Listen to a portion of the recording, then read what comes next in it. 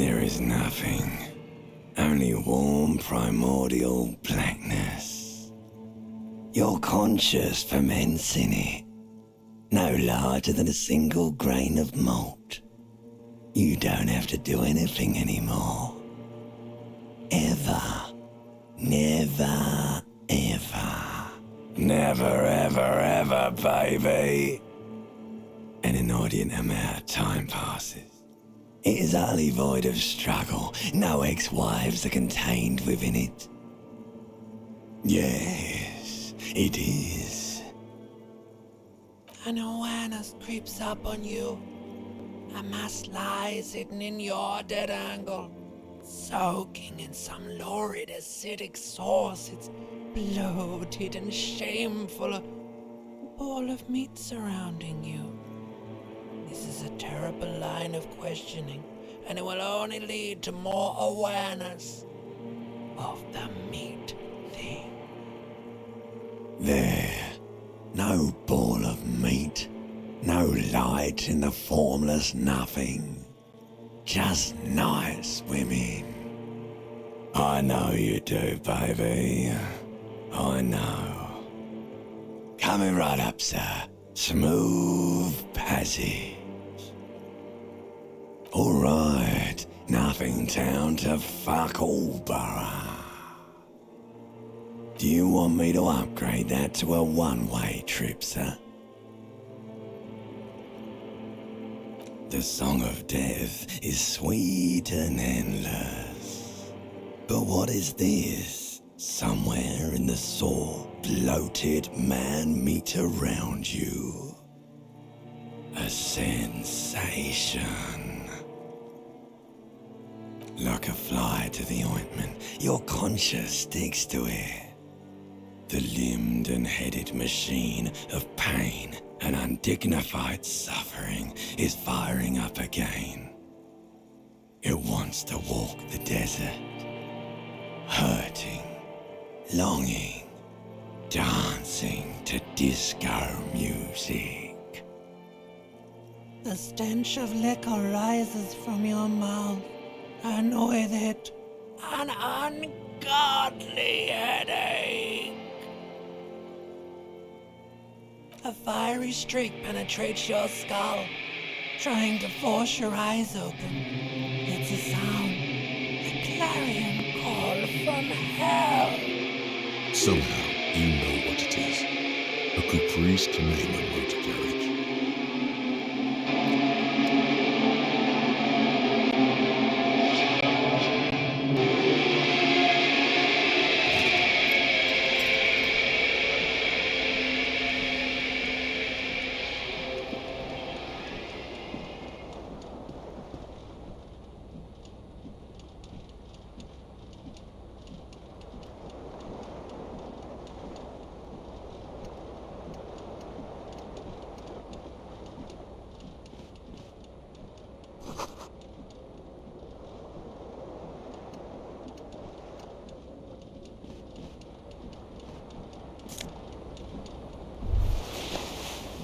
You hear a jingle. Keys are clinking in the pocket of your flare-cut pants. It says, whirling in rags, on the aluminium key ring. There is a single key on the ring. The number 1 is etched on it. It should open the door. The Whirling in Rags is a hostel cafeteria on the urban coast, frequented by dock workers.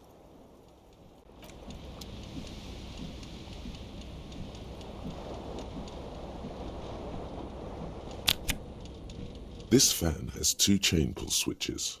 One ends in a tiny fan, the other in a light bulb. A truly horrific necktie has somehow attached itself to one of the blades. The blades come squeaking to a halt. It should be easier to reach the tie now. You swoop up and catch the tie. Snap! It's released from the blade. What you have in your hand is a truly hideous necktie, with 4 or 5 different patterns. The knot reminds you of a noose.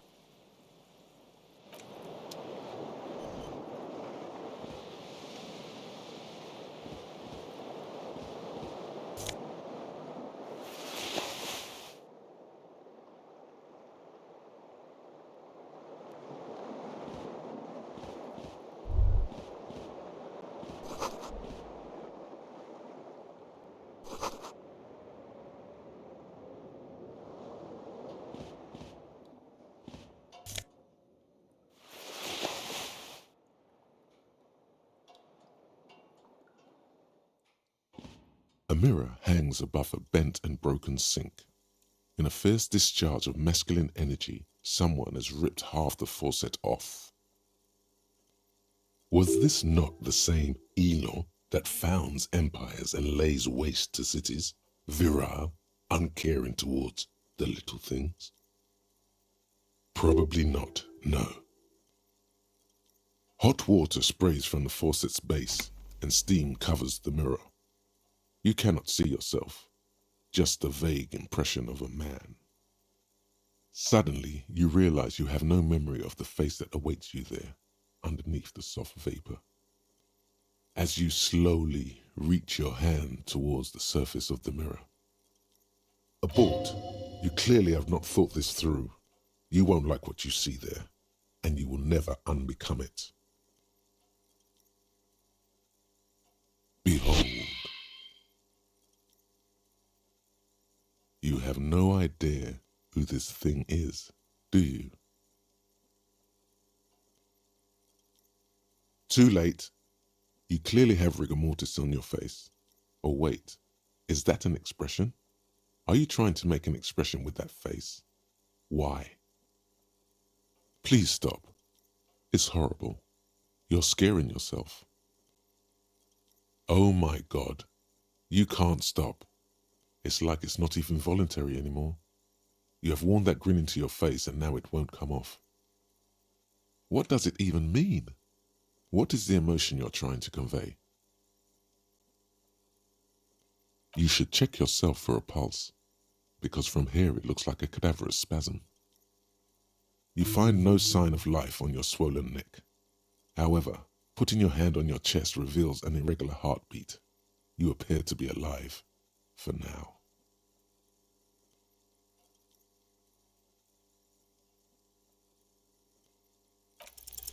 Like the rest of you, it comes from a bad place somewhere in the past. That's all you know for now.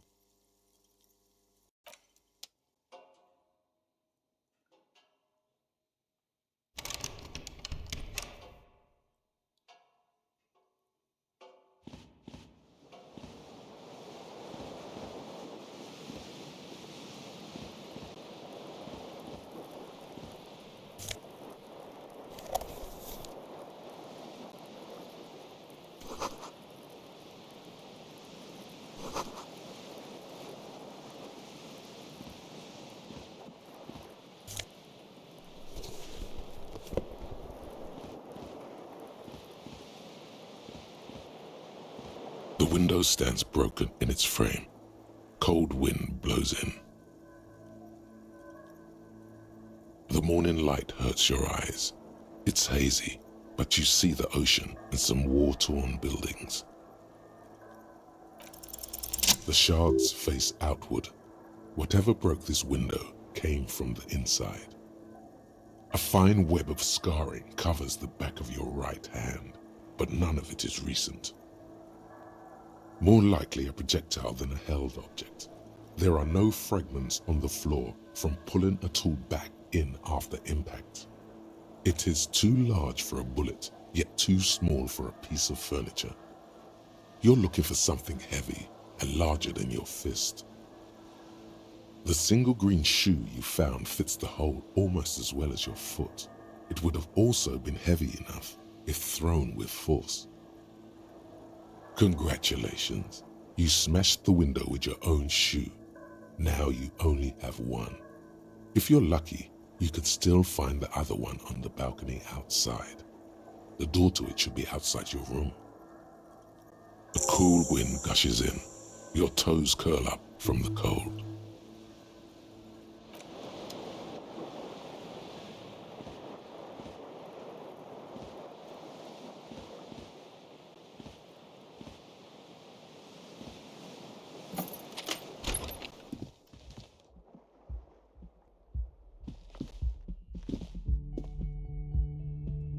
Hello, officer. The young woman raises a cigarette to her lips. Her eyes are brown and her face is speckled with birthmarks. She can't be more than 28. A silver jumpsuit falls off her like scale armor, sparkling. This is the sparkle of too many nights out on the city.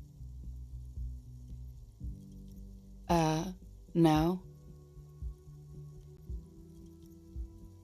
Because you're a police officer, sir.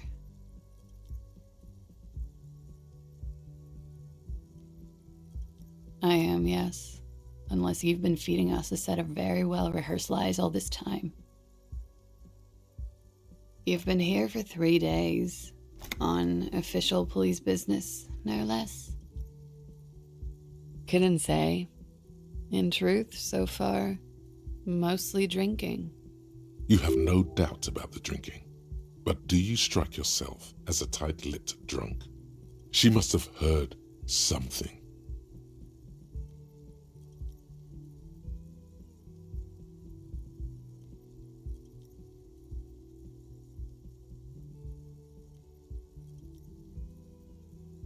Could it be because of the drinking? She hasn't had time to put her makeup on. This is her morning cigarette. She looks tired, her beauty waning faster than it ought to at her age. She nods. There's a mercenary out back. He's been hanged. The body has been there for a week now. The locals probably got tired of it and called the cops. I didn't mean to overwhelm you with information. You seem a bit lost, officer. Don't be so harsh on yourself. They let almost anyone be a police officer. Of course. Be careful, officer. They don't like the police around here. Something stirs in you as she's about to go. Call it an instinct, a need. The need to ask questions. It's like you said the words 1,000,000 times before. She looks back at you, a light glinting off her eyes. Yes?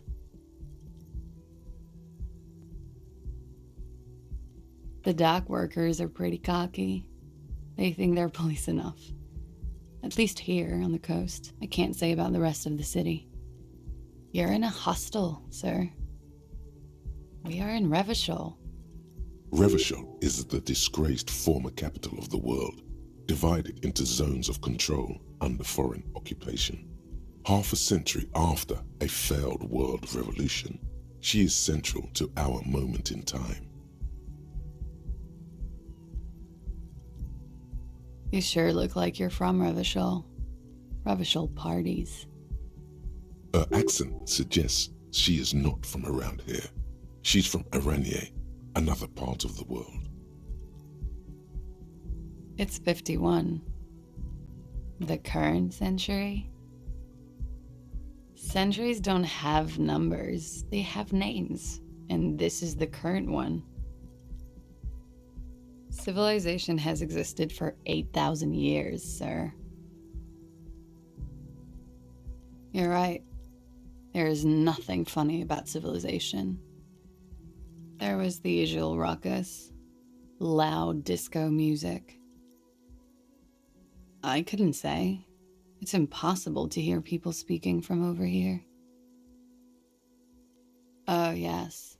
Various artists. Ostentatious orchestration prime among them. Oh, that. Yeah. Whoa. The less said about OO, the better. OO were huge where I come from. I was very young then, of course. Like 7. Life gets hard, but we go on. I don't know about that.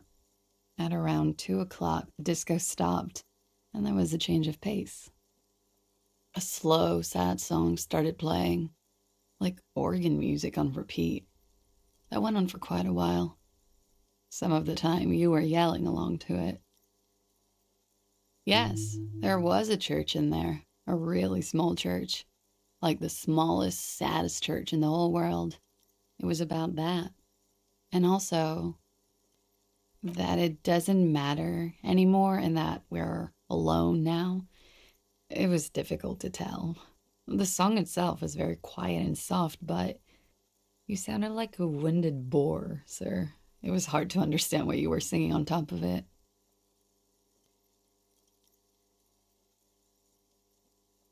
Then you started screaming and trashed the place.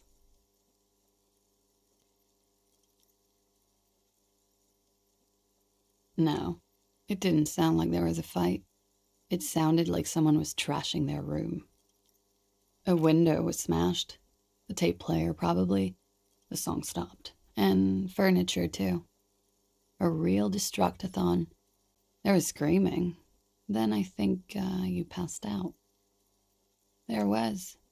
I think you screamed that you didn't want to be this type of animal anymore. I may have misheard, but it was sort of memorable. I went out afterwards. Everything was quiet by then, around 4 or 5. And that was it. Glad to have been of assistance.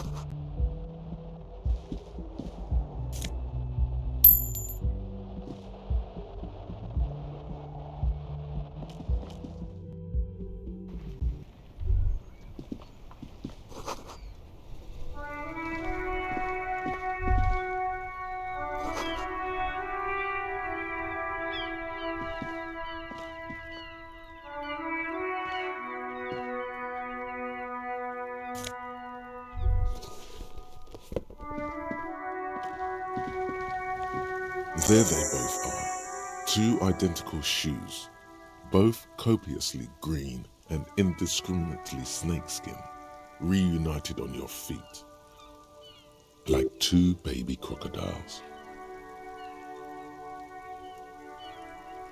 It's pretty clear a normal cop is not what you are. Good, they're balanced, comfy. Feels like the only good thing about you right now, truth be told.